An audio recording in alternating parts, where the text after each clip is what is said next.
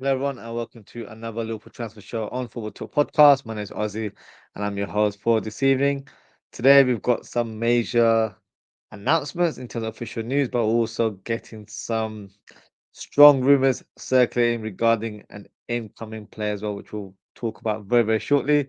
So let's begin the show and speak about the first official news, I guess, is regarding Luis Diaz. Now, as you can see on the screen, he was in Munich earlier today, completing his medical and finalizing the move before he will be presented to the world media.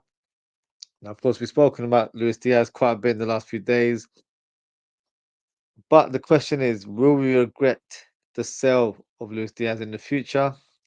Only time will tell. But I feel like, in terms of the current situation or the situation that occurred previously, was that Luis Diaz wasn't satisfied with his contract at Liverpool, so therefore he wanted to get improved terms, whether it was at Liverpool or elsewhere. That was his stance. So clearly, he's gone over to Munich for more money, which I'm not saying that in a sort of shady way or anything like that, but that is the it's pretty much the writing on the wall. That is the reason why he's gone over there because let's be honest, he was very happy at Liverpool. It's not like he wasn't pleased with his current situation or, the success of the team. He was very much very well liked at the club and I think respected by the fans. I know there's a certain section of the fan base that, weren't too sort of accommodate in terms of, his performances or anything like that. But I feel like the large part of the Liverpool fan base were very supportive and, really appreciated his input in terms of the team. So I don't think we'll regret the sale, but hopefully the Liverpool can reinvest that money correctly into the squad. And I would like us to sign a like for like replacement where we sign another winger to replace Diaz in the squad. But only time will tell because there might be other bids happening for other players. But we'll come across that road whenever it occurs. Just going to go through some of the comments before we speak about the next rumor, which is probably the biggest talking point of today. Kieran says, hello there. Big up, Kieran. Thank you for tuning in. Hamza says, according some guy called Ivan Shwokov, he's actually commented on the show on a couple of occasions. So, yeah, I'm aware of him. He says that Liverpool reached an agreement with Newcastle for Alexander Isak. Only time will tell. That is the sort of inkling that I'm getting as well across social media that a deal has already been in place for um, the next step. I think the player and Liverpool have agreed terms, but it comes down to placing an official bid and getting things over the line. So only time will tell. If that is um, any sort of weight to that story or to that rumor. When are we putting a bid in for Isak? I'll speak about him very shortly, and then we'll go in a bit more detail. He says it's getting frustrating now. You have to be patient with these sort of deals. Of course, with Isak, at one point it didn't even look like we were going to get him, or we were even on the horizon of even trying to make an approach. Because remember, we spoke to Newcastle a couple of weeks ago, and they pretty much told us no, or they completely blanked us and weren't willing to do business. But of course, things have changed over the last 2 weeks, and they may be open to a move now because the player is completely unsettled and frustrated with the situation. So therefore, that puts the ball in our court to try and get something over the line. Um, so let's speak about Diaz. I mean, let's speak about Isak. So the current sort of rumors or suggestions in regards to Isak is that he's gone AWOL. So he's apparently not responding to messages. He's completely absent from the training center. He wasn't part of the announcement today in terms of the new away kit. So it looks like he's not a happy bunny right now. He's expressed his desire to leave Newcastle, and there's definitely tension within the club. I'd even go far as to say with the fan base as well. I saw something earlier today where apparently his house was put up for rent and was then instantly removed by the estate agent, to avoid any attention. Well, it certainly caught our eyes, and I think it's quite clear the player wants out and is fed up with the club and the current situation. Now, some Liverpool fans have said they don't like what Isak's doing right now in terms of forcing a move out of the club. I understand, that kind of viewpoint, but you know, that's just how things are in this day and age. Newcastle are doing everything in their power to block a move for Isak to Liverpool. But if the player has expressed his desire to leave, I'm not saying Newcastle should just accept it with open arms, but they need to assess the situation and think from a logical point of view. Does this benefit the club if we were to sell Isak? That's the point. That's the mindset that they should have, because with that finance, they will be able to recruit more players. They'll be able to strengthen their squad even further. So it puts them in a stronger position as well.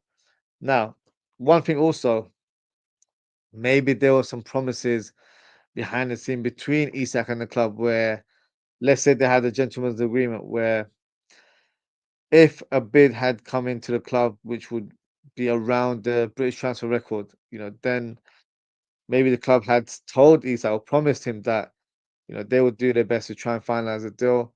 And as it stands, it looks like Liverpool are that team that are willing to break the transfer record and are putting all their efforts to try and get the striker to Anfield. But maybe Newcastle have gone behind their words and not lived up to their promise. Kind of similar scenario in regards to Harry Kane over those years ago at Tottenham, where he was, presented with proposals from Man City, and Kane had publicly said that he had a gentleman's agreement to join uh, a team if a bid came through, and Daniel Levy completely rebuffed that gentleman's agreement and just threw it away from the player. Of course, he ended up getting his move, but it was probably you know a few years later than expected because he should have made a move a long time ago. But back to this scenario, with Liverpool fans not being overly pleased with Isak's kind of stance or way of dealing with this move right now, we can't forget we've had high profile players that have forced moves out of the club. It's just part and parcel of the game, unfortunately. Coutinho faked a back injury to get his move to Barcelona. You had Suarez biting another player, to make it difficult for Liverpool to keep hold of him after his shenanigans.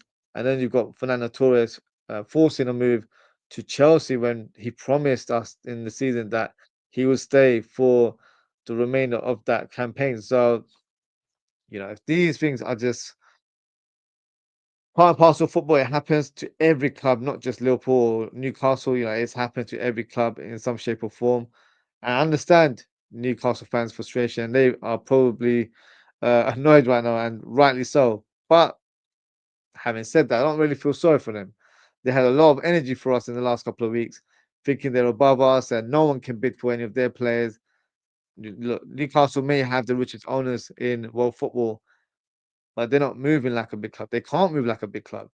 You need to win titles on a consistent basis to generate that kind of revenue.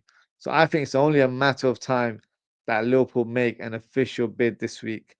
I've even heard some whispers that Liverpool could announce the Isak transfer on the same day as we officially announce our new partnership with Diaz, which is this Friday. Now, I doubt it will be anything, along the lines of the Stormzy and Pogba video that was presented to the world when it was a joint announcement of United's Adidas deal alongside Pogba's transfer. But what if Liverpool had a plan to do a special announcement video? That would be something, right? So imagine if it was, something like this. He's here, and the crowd are going wild. Father and son reunited, simply the best, and that is the picture of the year so far.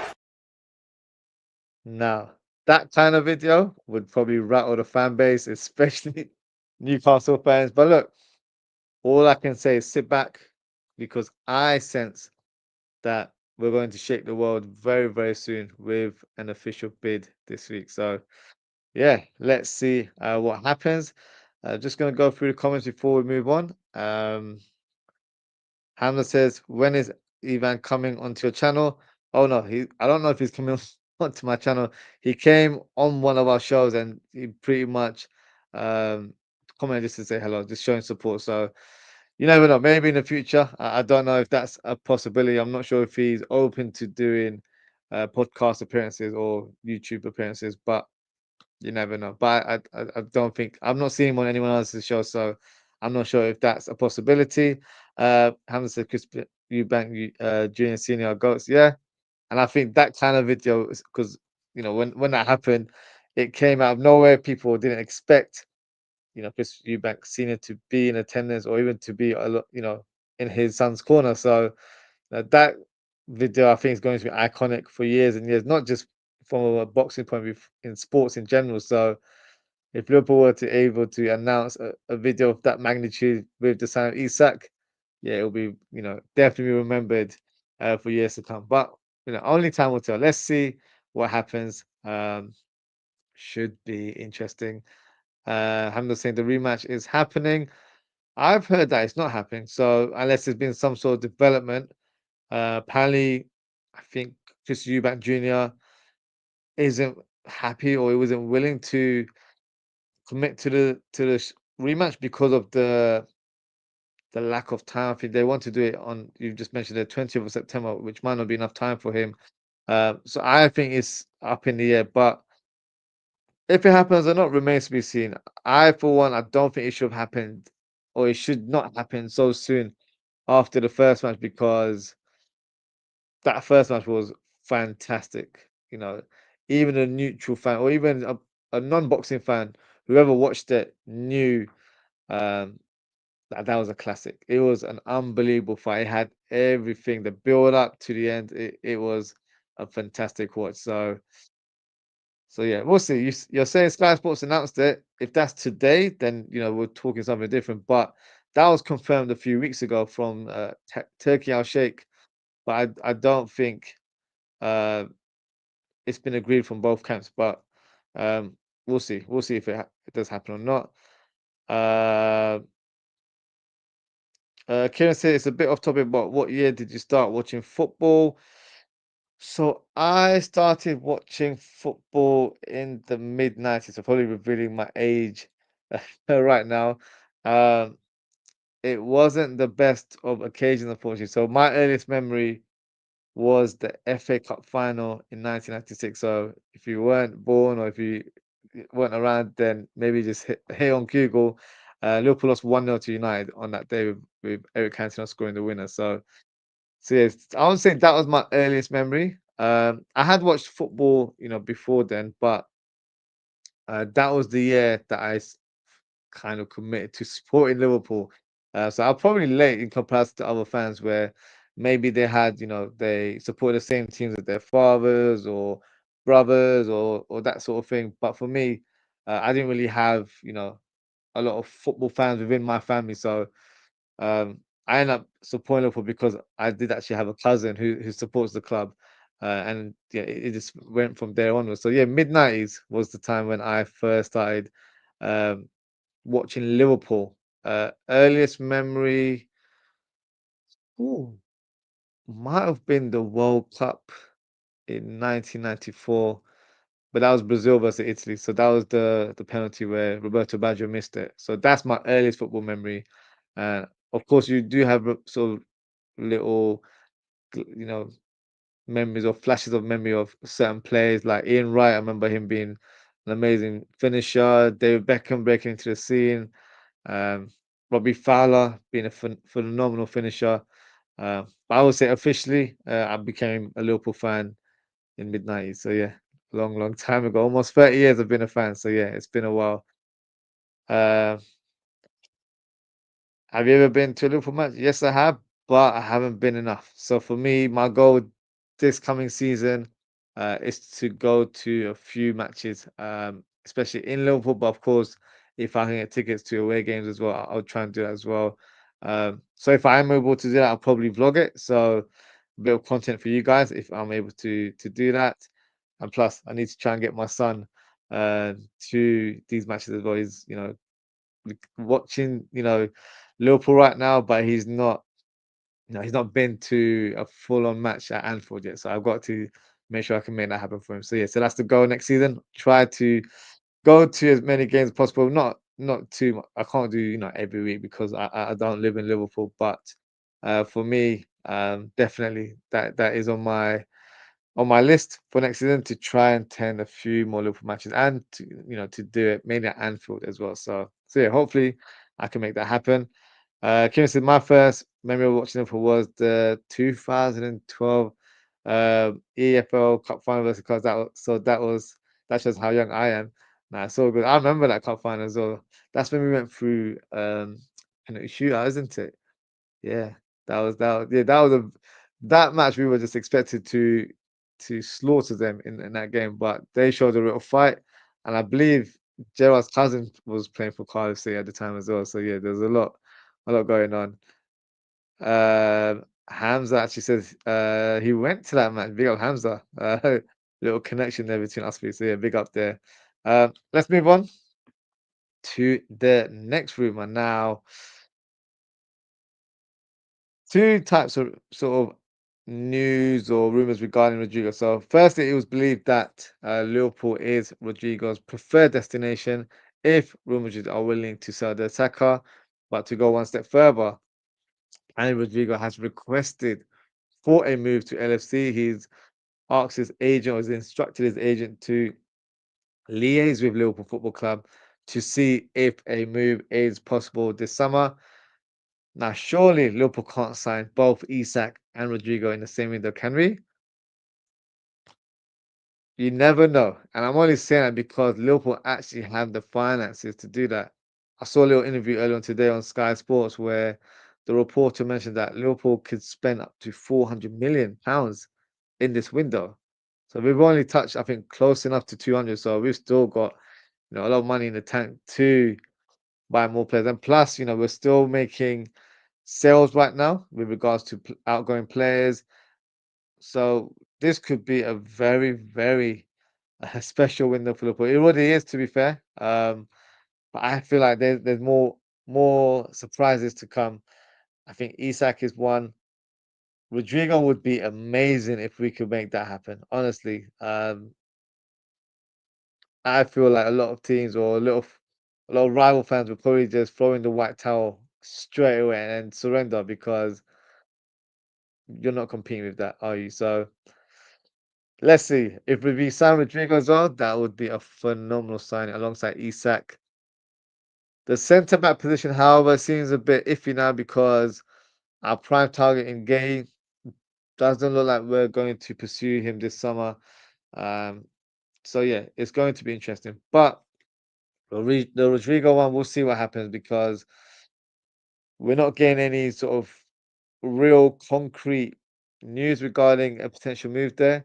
Maybe Real Madrid are valuing him a bit too high for Liverpool. I think they wanted him around 80, 90 million pounds. So I think if it goes down to around 70, I think Liverpool will be willing to do business. But let's see what happens because it's still up in the air. I know, these reports are suggesting that he wants Liverpool. I don't know if that is the case. Um, Shout out to Ozan Kabak. I think he mentioned it the other day that he's on holiday and he's going to make an announcement when he comes back. So we'll get some clarity, maybe the course of end of this week or early next week, and then we'll see where Liverpool stand or what's Rodrigo's next step. What's his position right now? Is he going to stay? Is he going to move on? That way, we'll have an indication. If Liverpool are really genuine contenders to try and get Rodrigo to Anfield. So we'll see. But you know, it's very, very exciting. I know rival fans are getting very, very worried, to say the least, and rightly so, because Liverpool are making some formidable signings right now. And yeah, long may it continue until the end of this window. And speaking of defenders, as I mentioned previously, the current rumor it looks like Konate is split in terms of 50-50 regarding his next move. Seems to be the same old recycled news on a daily basis, but I'm going to be a bit more upfront, and I might be getting a little bit giddy or a little bit excited because we're hearing potential news of Isak joining the club and maybe Rodrygo as a potential signing. But my question to Konate would be, why would you want to leave Liverpool right now? This is arguably one of the most exciting football projects in the world, and the club are moving differently for the first time ever. We're literally moving like FSG discovered oil in Merseyside. It feels like new money, new energy, but of course that is not the reality. Uh, the reason why we have so much finances at the club is because we've been very well run over the years, and we haven't spent much either. And because of that, we've pretty much saved, all those pound signings over the years, and we're in a position to spend bit more aggressively in this window. And of course, when you're winning Premier League titles and other trophies, those winnings, of course, accumulate even further. And one thing as well, just that came to my mind, I can imagine Trent being very peeved off right now. You know, he's at a club where his best mate's been injured for the next few months. People are already doubting him at Madrid, including the new manager. And with all that happening, his boyhood club are making waves in the ocean right now. And right now for Liverpool, it looks like the world is our oyster. So Konate needs to dig deep and think about his next move and needs to think very wisely because this is by far the most exciting time to be a Liverpool fan or even to be a Liverpool player. And there aren't many clubs that will have this appeal right now. Every player that we're signing, they're all pretty much saying the same thing in terms of, it was always Liverpool.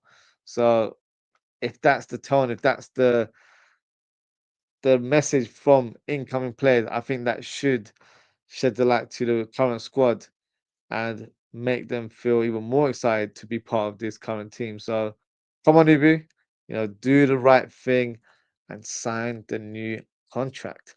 Just got a comment here from Kieran. Says, I said that he's finishing his holiday soon. Oh, sorry, it was you, Kieran. Big up, Kieran. He says he will make his decision when he gets back. Hopefully, choosing us. There were links with him going to Spurs, but I think he turned them down. Yeah, he shut those rumors down very, very instantly. I saw the rumor early evening yesterday, and then just before I went live, I saw something pop up, and he pretty much said, "Yep, he's not moving to Spurs because he wants to move to a bigger club." So no, it doesn't look like is going to be the case. So yeah, hopefully we'll find out once his holiday finishes. Not sure when it does, but I assume it'll be at some point this week. So hopefully we get some further clarification in regards to Rodrygo and his future as well. Next rumor, Harvey Elliott. Now, Harvey Elliott seems to have gathered a new interest in terms of potential suitors as Tottenham are targeting the Liverpool midfielder, um, and they're in need of signing an attacking midfielder after they failed to complete a move for Gibbs White. Now, I'm sure everyone has seen a video of Gibbs White and the Forest owner standing side by side as part of his contract extension. Talk about having 20 guns pointing at you behind the camera, um, and the owner possibly holding a knife behind his back because that was a very awkward watch. If you haven't seen it, please do check it out on social media. It felt like Gibbs White was a hostage and was forced to read out a statement from a script. So I felt sorry for him. It just felt like a very, very bizarre interview. I've never seen an owner stand next to a player as part of a contract extension announcement. You always see creative sort of videos of a player around the club or Alexis Sanchez doing pianos. Like it's something a bit out of the box. To be creative and to add that appeal. Never seen an owner standing side by side with the player and the player looking very, very worried uh, as he's speaking. You know, there were a couple forced smiles during that interview But yeah, I felt sorry for him, not gonna lie. But yeah, what an unusual situation for the player. But back to Harvey Elliott. Um, the graphic that I have on my screen would suggest that he's pleading for a move to North London. I don't think that would be his current stance. But look, if Spurs were willing to offer around £50 million or upwards than that, then I think a deal can be done because they were willing to spend big on Gibbs White. So, you know, definitely they have the finances to engineer that move. Now, from the player's point of view, you know, speaking from a neutral, um, if the interest is genuine, then I think Elliott to Spurs would be a good move for him. You know, for a number of reasons. You know, he'll be back in London, so he'll be closer to family and friends. He'll be playing for a good coach in Thomas Frank, and he'll probably get free Beyonce tickets as well. So it's a win-win situation for Harvey Elliott. Personally, I would like him to stay for one more season, as I feel like he would be great cover for Salah and for Florian Wirtz if required.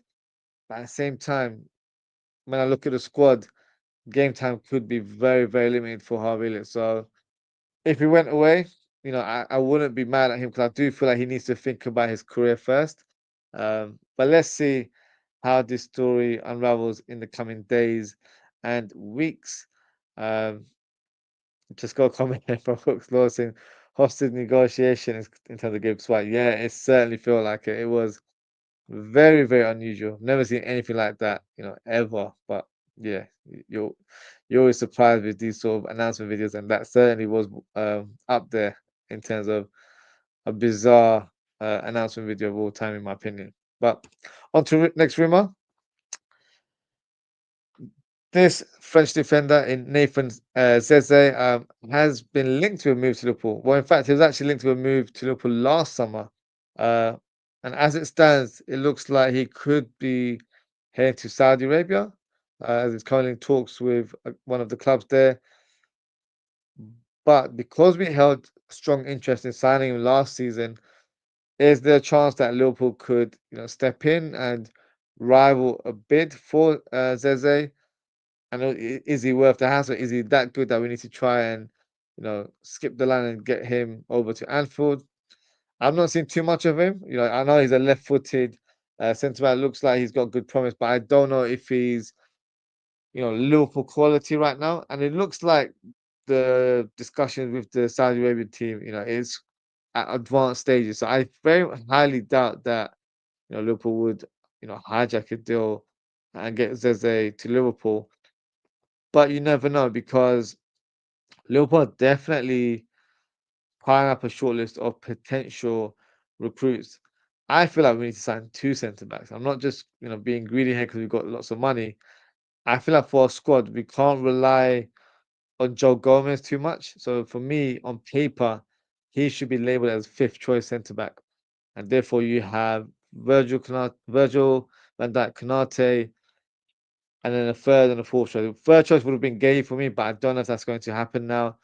But regardless, to have two centre backs, and then we have Joe Gomez, fifth choice, but can also cover for left back and right back. I think that would make the most logical sense. But maybe Liverpool will sign one for now and maybe one next summer.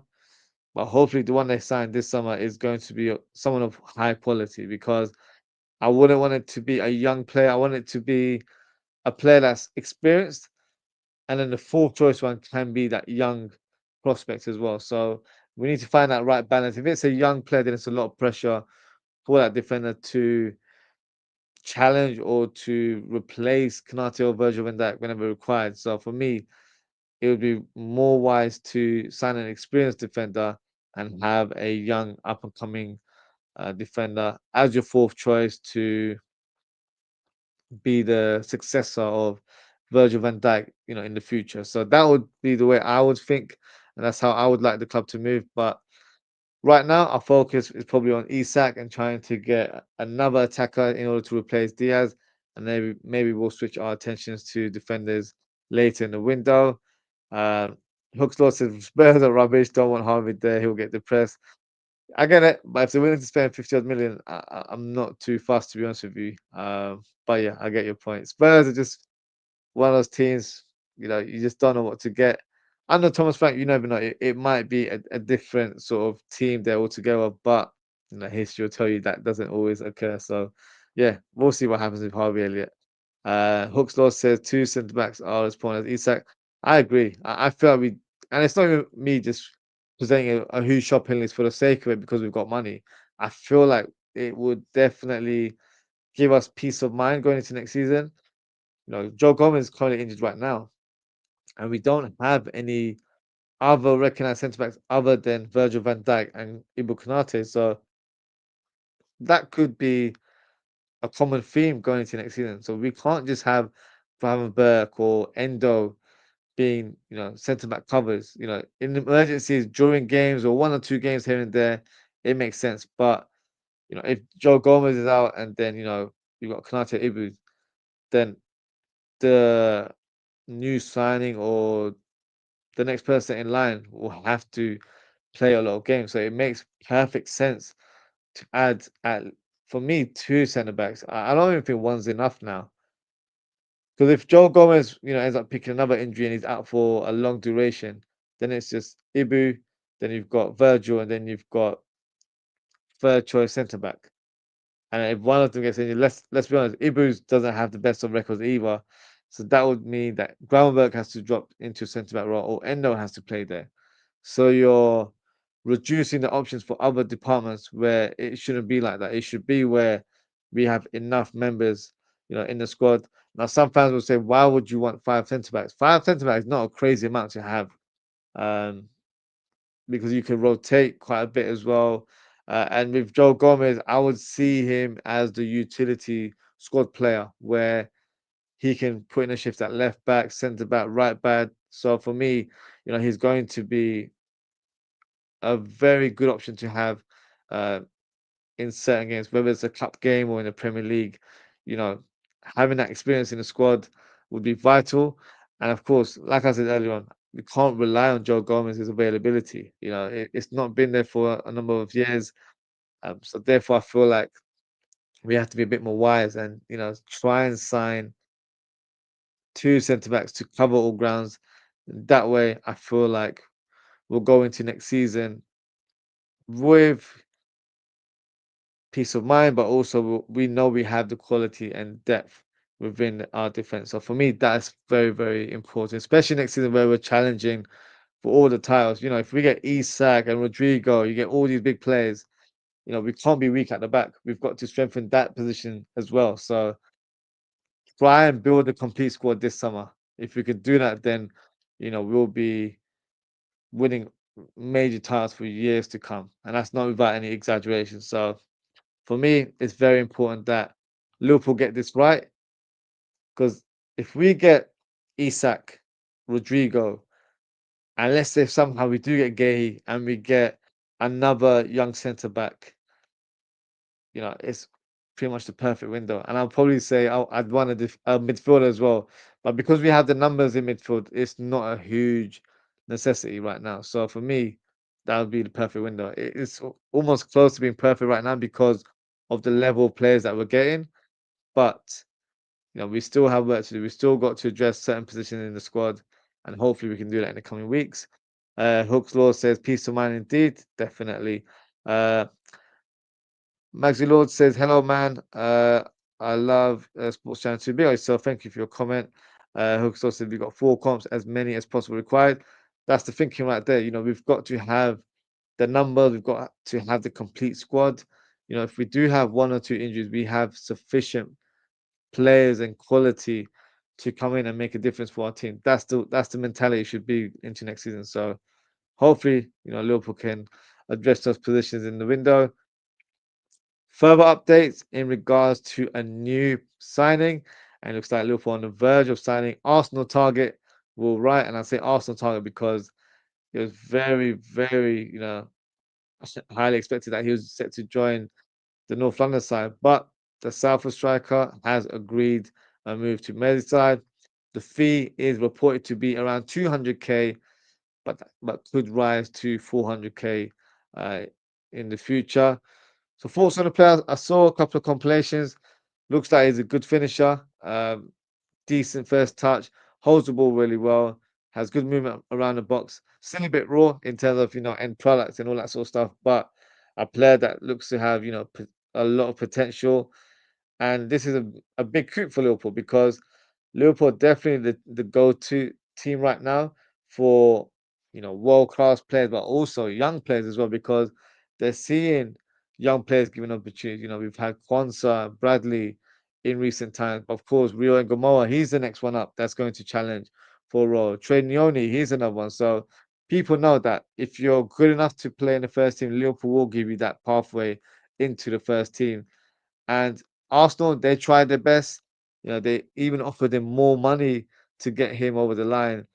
But the Liverpool project was a lot more appealing for Will Wright.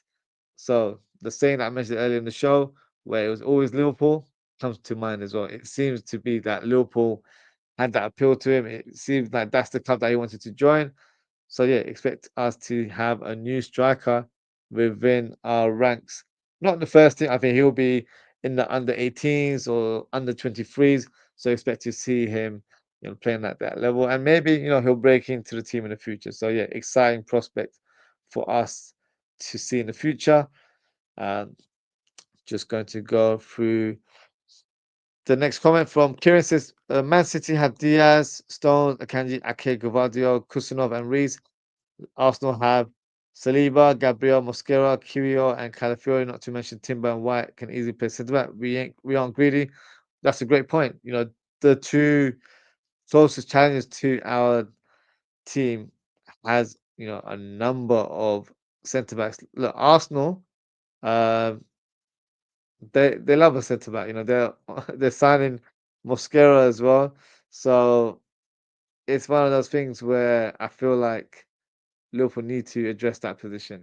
If other teams having 5, 6, 7 names, in the squad, we should have it as well. So I know on paper, Gravenberg and Endo could, cover for that centre back role, but Gravenberg for me is the mainstay in that role in terms of that number 6 role. So for me, it can't be where we make him into a makeshift centre back, on occasions. I feel like he needs to focus solely on being the number 6 in our team.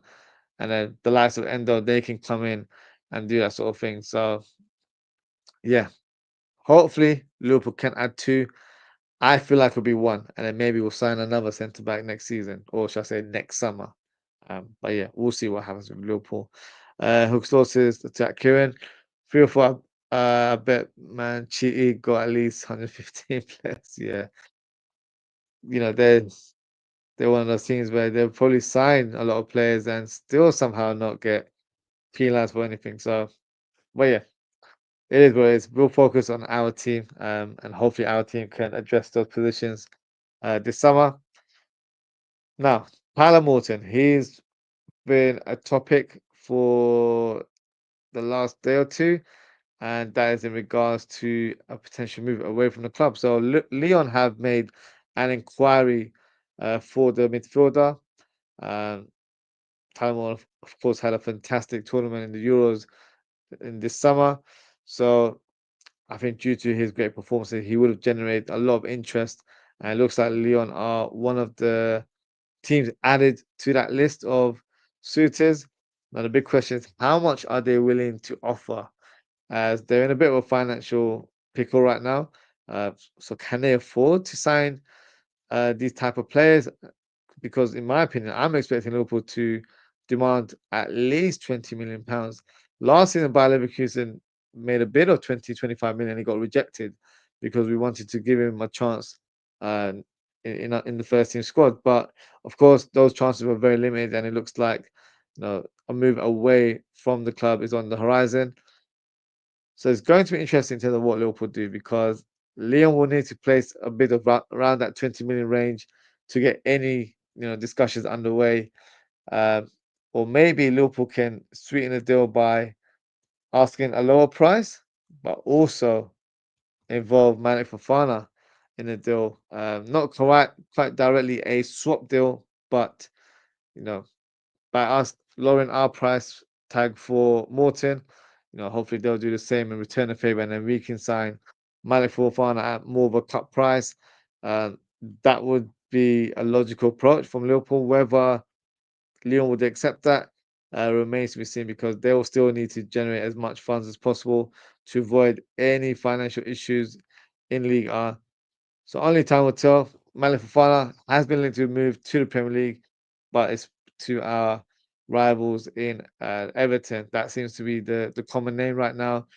So let's see what happens if Malik Fofana is a realistic target, but if we're pursuing Isak or maybe even Rodrygo, then I don't know if Malik Fofana will be added to that list. On paper, it wouldn't be a crazy move because I'm expecting to see Nunes, Chiesa, and potentially Javier leave as well. So that's three attackers leaving. So we definitely need to address those three players with at least two replacements.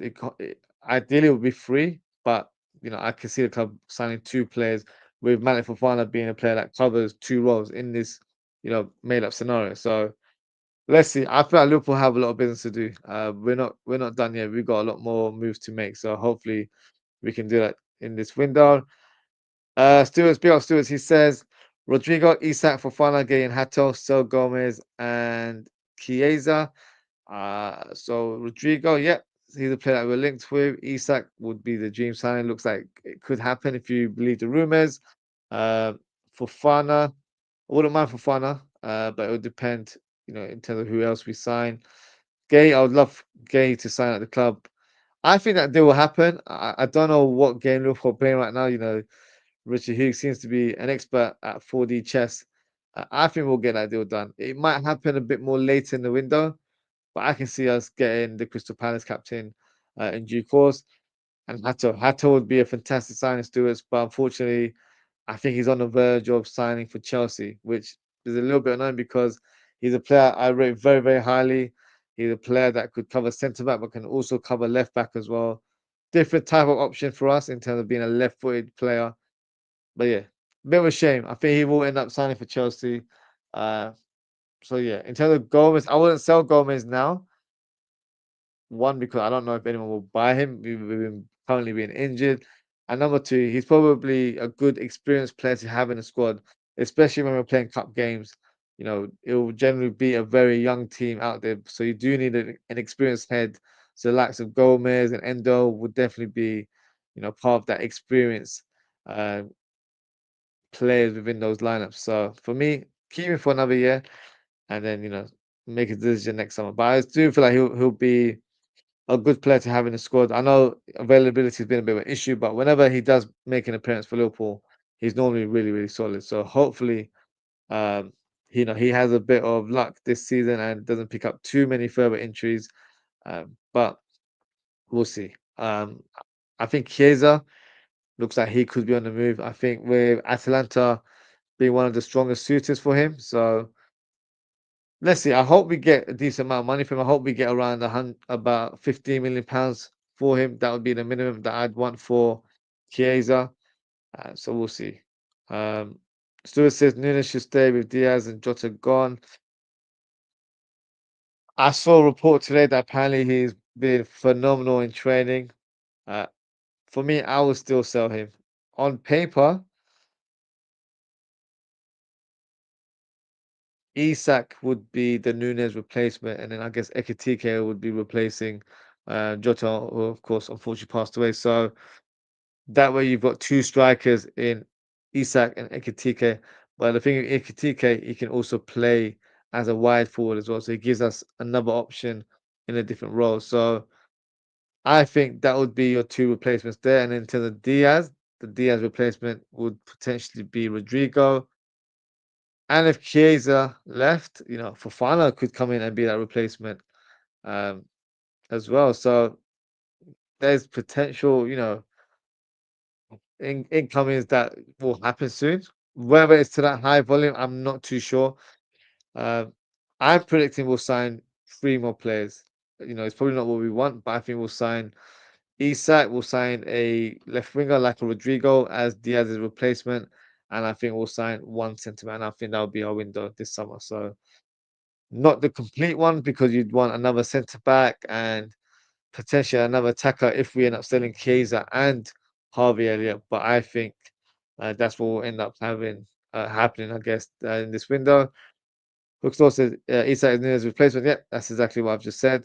Um, Kieran says, am I the only one who has a keen eye on the Sesko situation between Newcastle and Man United? That move may have an impact on the Isak deal. No, you have every right to have a keen eye on it because it could impact our deal with Isak. But the thing with Newcastle is, I think for them, they know the player is frustrated, unsettled, and he wants to leave at all costs. So that's why I think behind the scenes there has been discussions. It's just not been presented formally to the whole world. And because of that, they've compiled a long list of potential strikers to come in. Because remember, it's not just Isak that they need to replace. They need to replace Callum Wilson, who's left on a free transfer. So they need at least a couple of strikers. So another name linked today was Ollie Watkins. I also saw Nicholas Jackson being linked. You've got Sesko, which you've just mentioned. Wissel was linked earlier on as well. So there's quite a few names that are being linked with Newcastle right now. So I don't think if they don't get Sesko, it kills off the Isak deal. I think they just need to go down to the next name on their list and then go from there. The Isak deal will help maneuver those moves because the money, the finances that will be generated from that sale will help in terms of further recruitments in this window. So I don't think it will have a huge impact. But from a neutral point of view, very interesting. Where does Sesko go? Does he pick Newcastle or does he pick Man United? The obvious would be go to Newcastle United because they're a team on the up. They're in the Champions League. You're replacing Isak, so you're pretty much going to be the main guy at the club now. Whereas if you move over to United, of course, historically they're a big club and all that sort of stuff, but they're a team that are in the mud. They're not really progressing at all. They've signed a couple of other players that are, you know, decent names, I guess, in Bremo and Cunha, but that's not the problem. The problem is a lot deeper than just adding two attackers. They need a complete reshuffle of that whole squad because there's a lot of deadwood in that team and in that squad altogether. The manager needs to sign the players that fits within his philosophy, and I don't think they've done that so far in the window. So you'd expect Sesko to leave Red Bull Leipzig to join Newcastle, but money talks. If United were to offer him a bigger salary or a bigger financial package, he may go towards Manchester. But I think it would make perfect sense for him to join Newcastle. And from a Newcastle point of view, he wouldn't be a bad replacement. I don't rate Sesko very highly, but if you're looking at the market into the who you could replace to uh, join your team, I think it could be Sesko. I think he would be high on the list because there aren't other options out there that appeals to Newcastle, but of course doesn't appeal to a Premier League team in terms of quality. So Sesko is probably the one out there that remains a heavy target for a Premier League side. So it'll be interesting to see, where he goes. Does he go to United or does he go to Newcastle? We'll soon find out. Hook's Law says Man United are dead food, as the youth say. Doubt Tesco will go there. I doubt he would as well, but you never know. Money talks nowadays. I think it would be stupid for him to go there, honestly. Newcastle makes the most sense. Even from a current point of view, they're in the Champions League. United aren't playing any European football this season. United fans will tell you, "Oh, we're only going to play one game a week. We're going to go for it. We're going to challenge for the title. Like, behave yourselves." That is not happening. I don't know where this disillusion came from because it's not real. They have a lot of work to do. I'm not just saying that because we're Liverpool fans. Their team is in awful shape. They have a lot of mediocre players. A lot. The whole squad is mediocre, if I'm being honest. Of course, the two new signings, I wouldn't put them in that mediocre um, category because I think they are good players, but they have a lot of work to do. So, let's see if they still have that energy during the course of the season. But I expect Sesko to move to Newcastle if a Premier League move is on the horizon for him. Um, Looks also Rodrygo and the team player LFC material. Yep.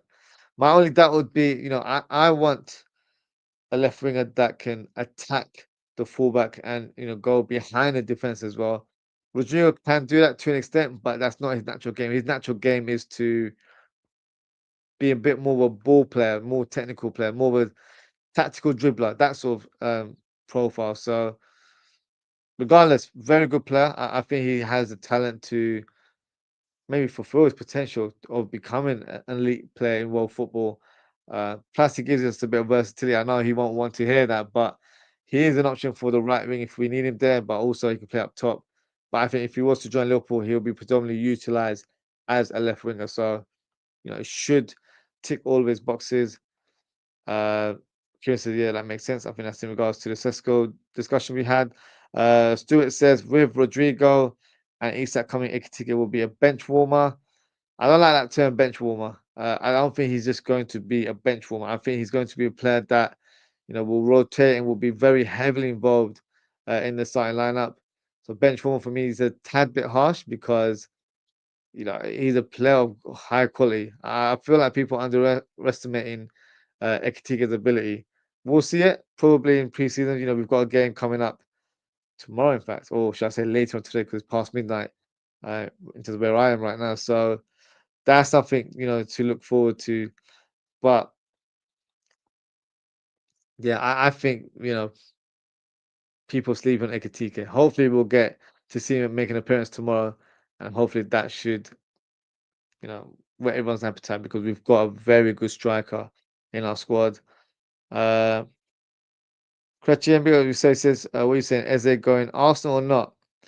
I saw something circular. I don't know if it was official, but apparently, um, he's not happy with the situation, or people are suggesting that he should force the move by handing in a transfer request. I don't think Eze will do that. To be honest with you, um, I don't think this deal will happen.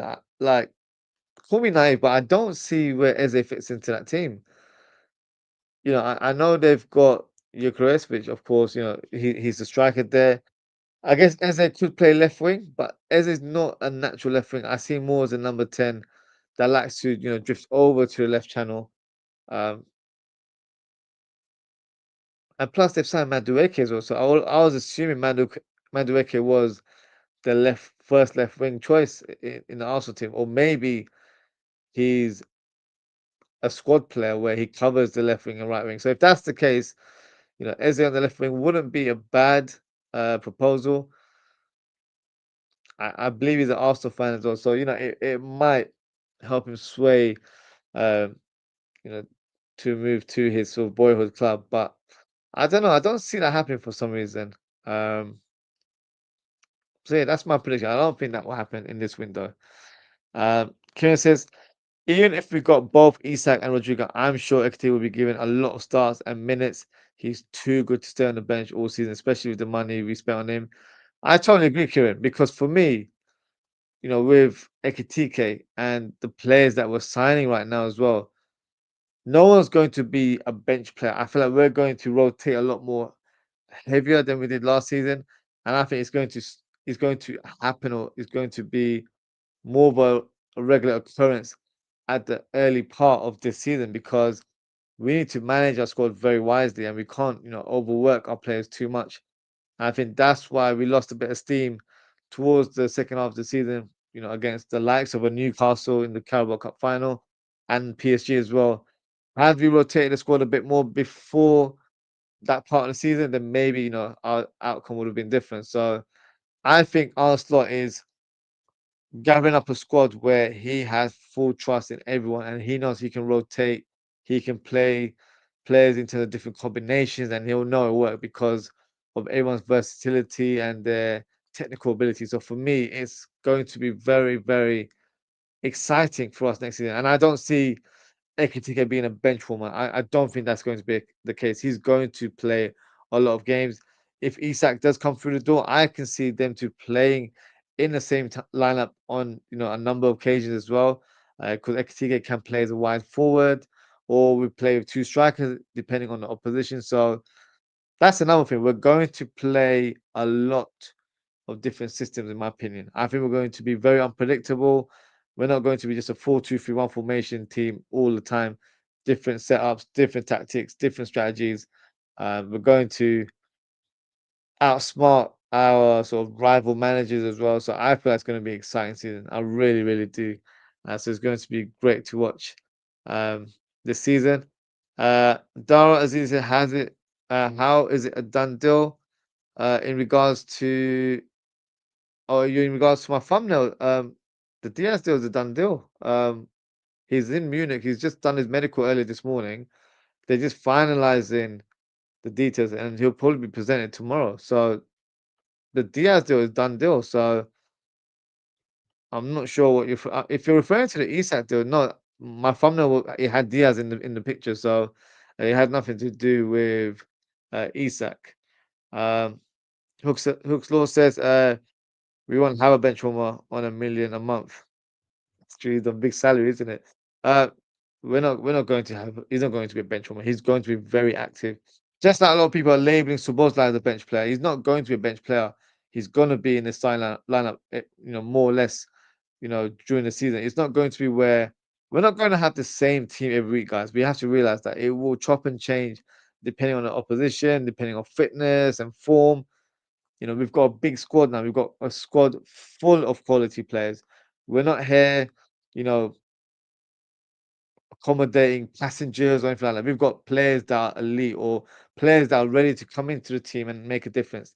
That's the difference this year. So we're a different team right now. We've got different ideas, different visions. So hopefully, we'll see that later on in the season. Chibuke Big says, Chibuke says, to be honest with you, I want Rodrygo, but in reality, they will get Fofana. I think they will sell Nunes if they have offer of around 55 million.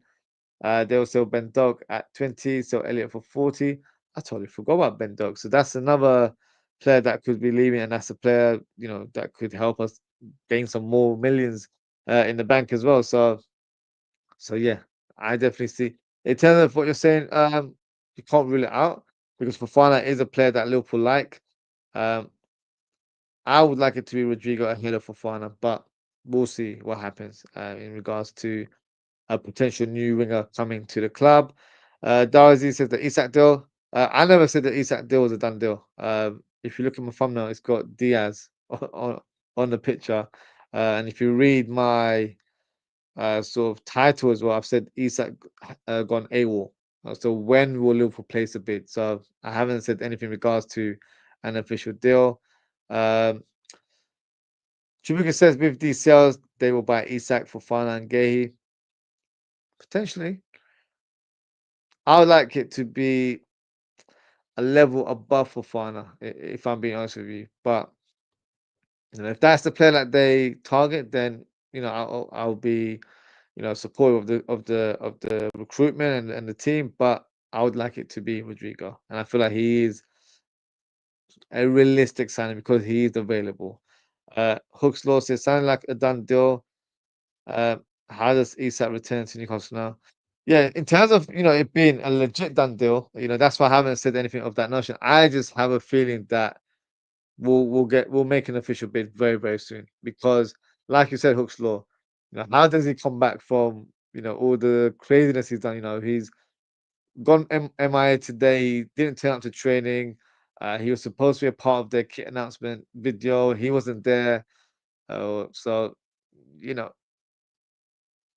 he's doing a lot of the the things that you don't want a professional to do, but he's trying to force a move out of the club. So I know Liverpool fans are liking what he's doing, but it's not new news, is it?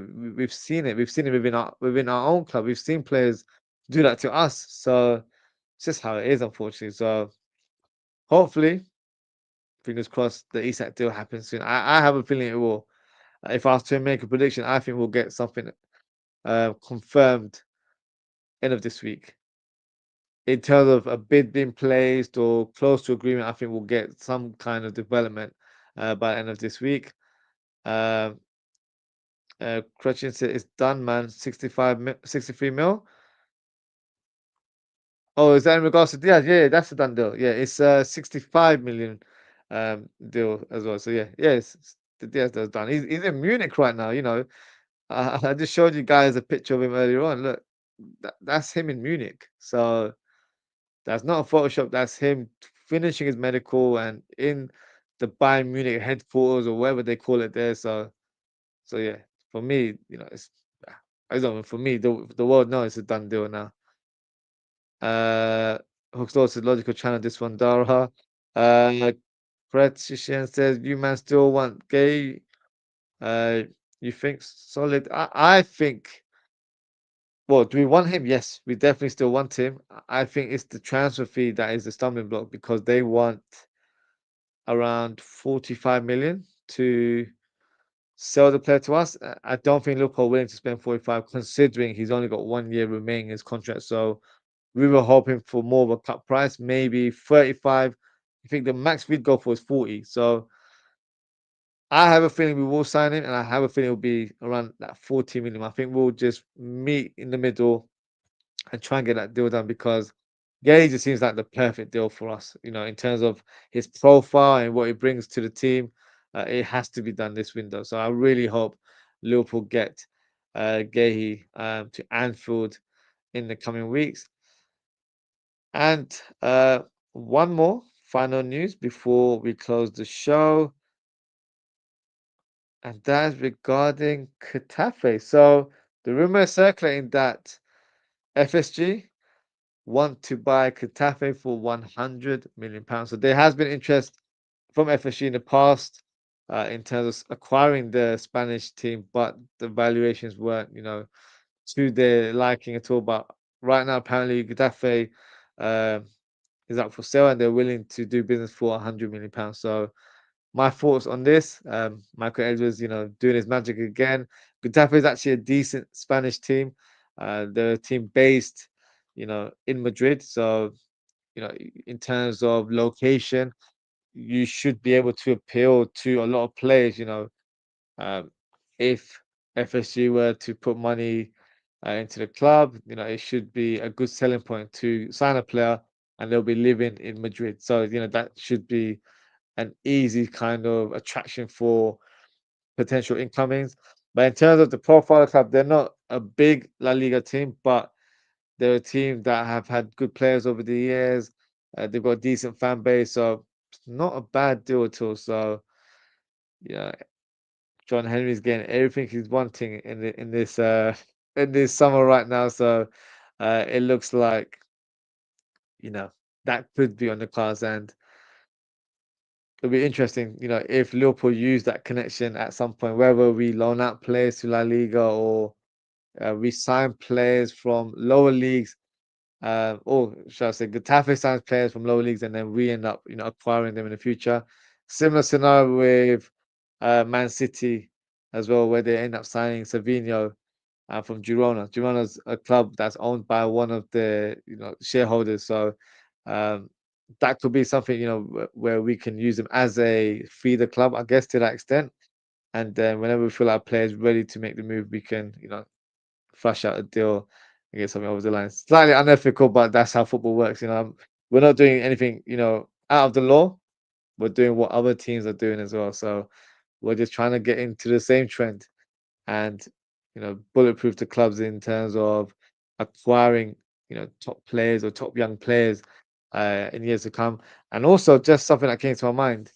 There's a lot of players that appeal to the recruitment team from South America, and the general sense is that Liverpool don't sign those players because we feel like they need to make that move to Europe first, see how they settle in, and then you know Liverpool have to pay the inflated price to acquire that player.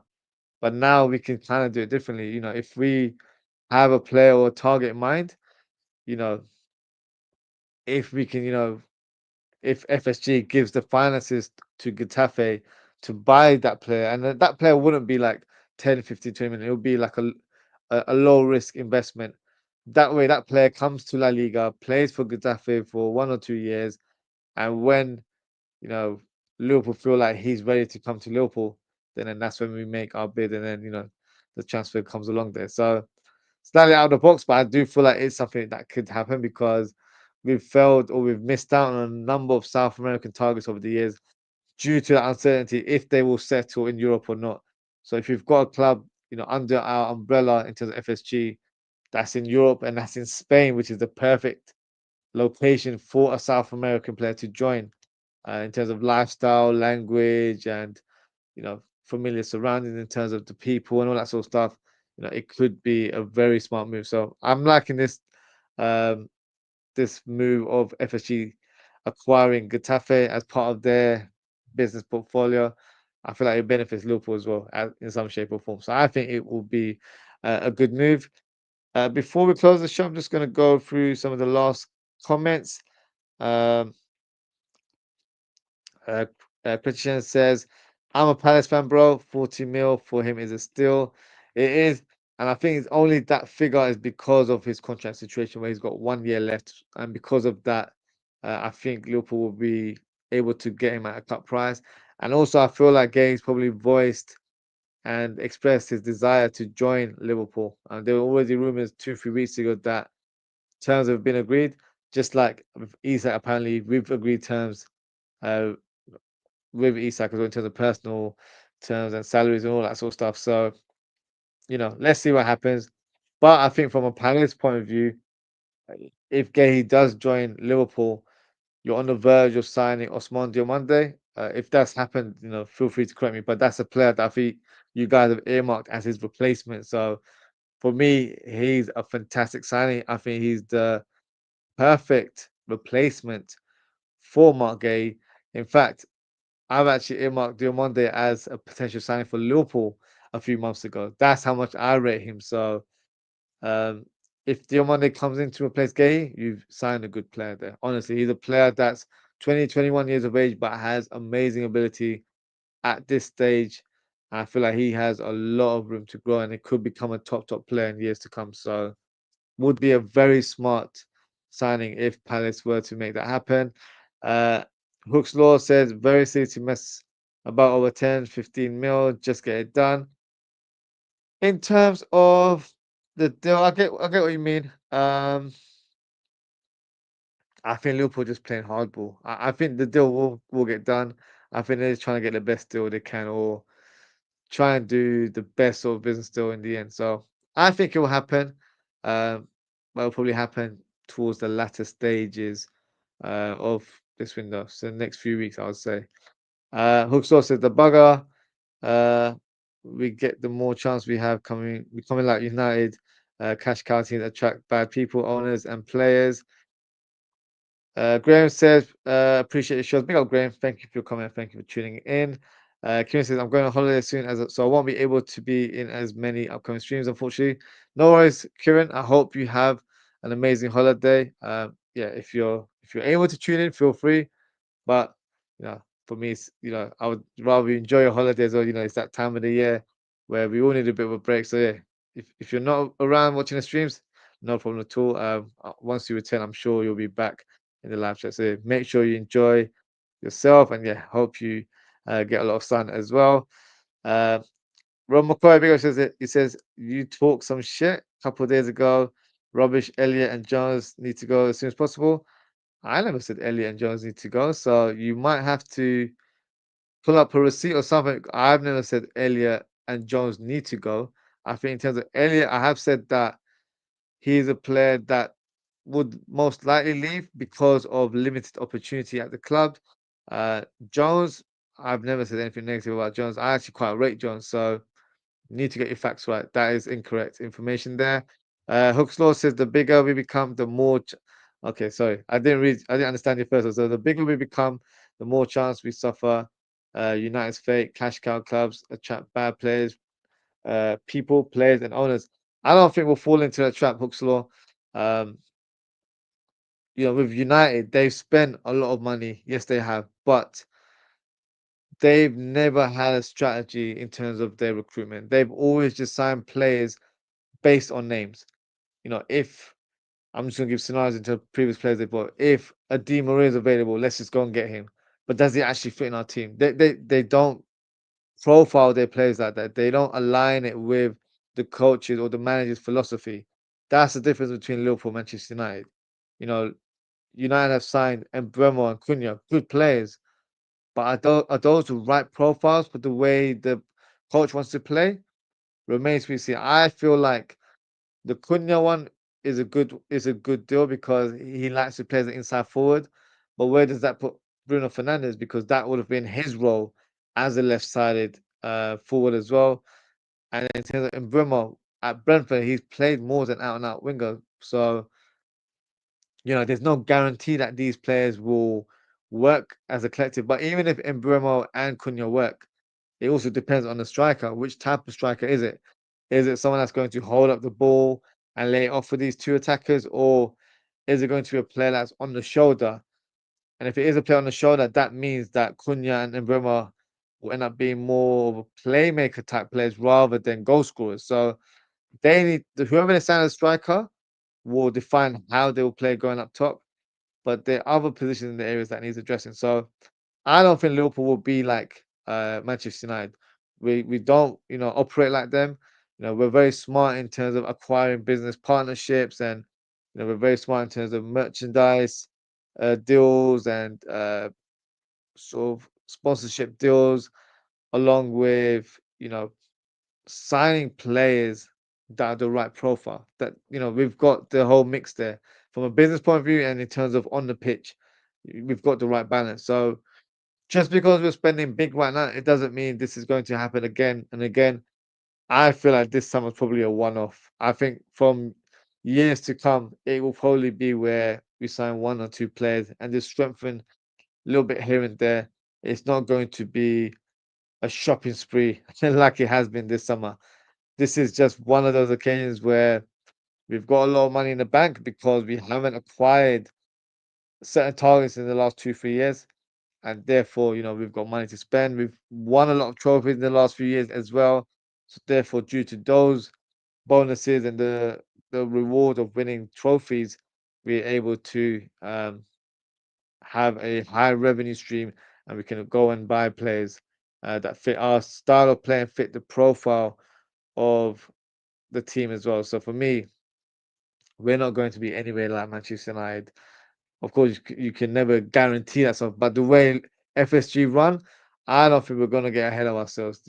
We've always said that FSG lack ambition. That's always been my stance. Like from a business point of view, I actually like the way they operate, and I've said that for a number of years now. I feel like they operate very well from a business point of view, but I feel like they've always lacked ambition in the market where maybe just got an extra mile to sign a good player. Or, I wasn't expecting us to sign £100 million players like Verts or Isak, but I want us to get players that are of high caliber, that will improve the team, and not to leave the squad short. Where every season in the last few years, I always feel like, oh, we could have done it with a midfielder, or we could have done it with over a defender.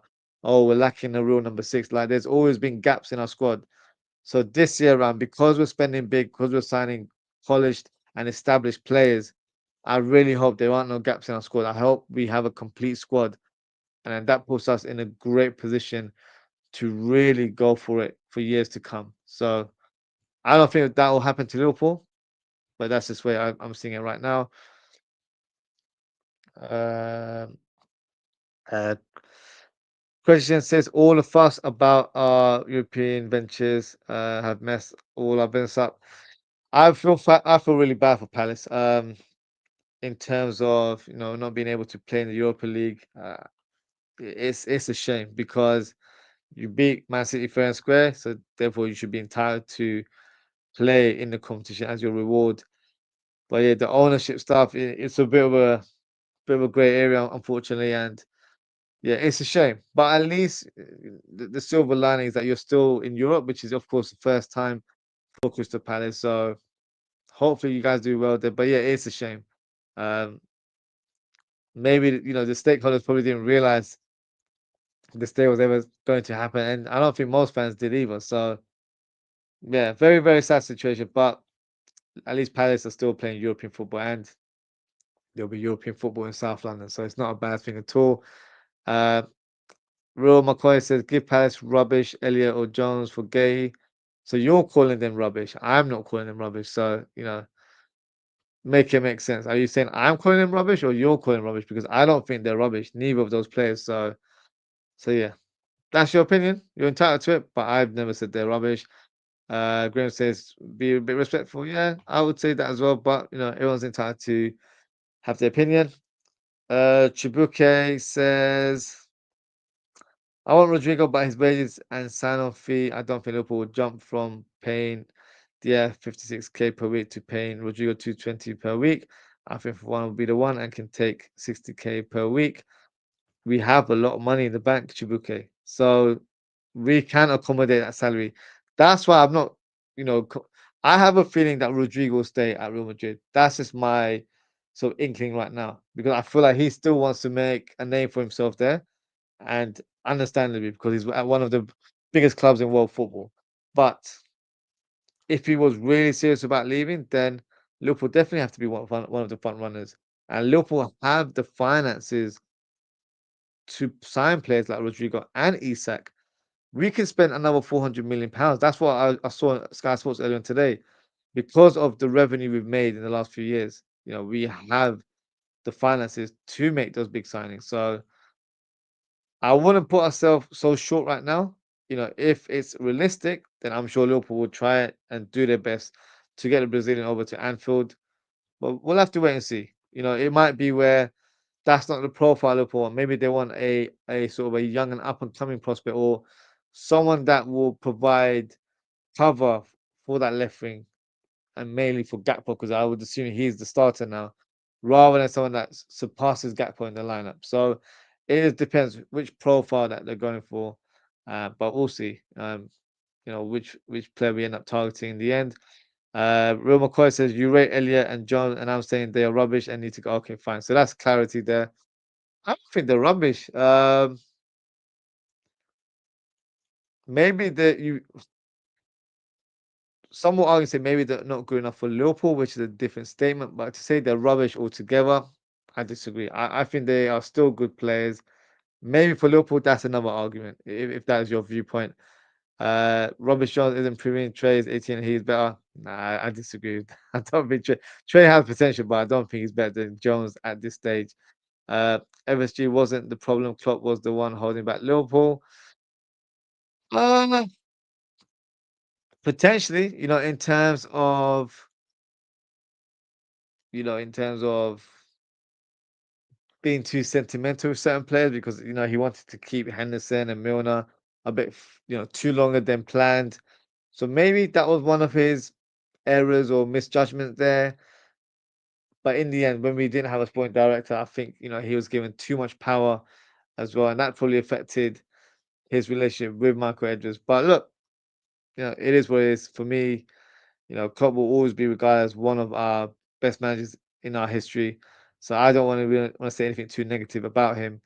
But who knows what the problems were? Because maybe Michael Edwards was too big for his boots, and it had to be between one of the two. Do they sack Klopp or do they go with Michael Edwards? So we don't know the dynamics into what actually happened behind the scenes.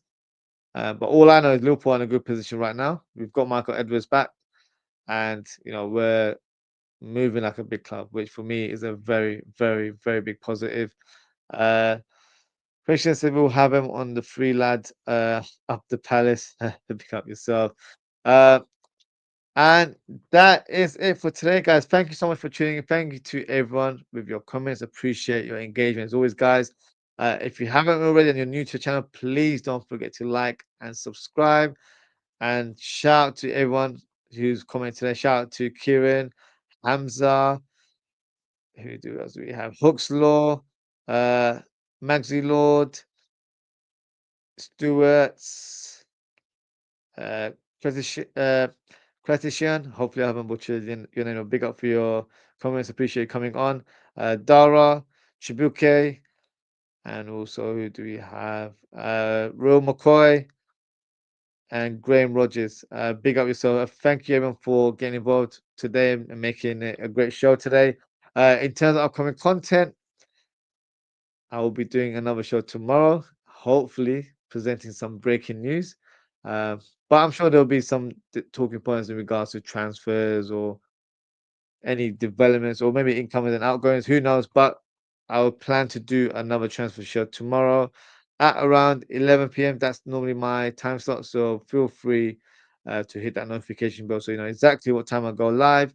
And you can also follow me at Aussie.ftp and Aussie_FTP on Instagram and X as well. So that is it for today, guys. Thank you so much for tuning in. Take care, stay safe, and I hope to speak with you all very, very soon. Goodbye.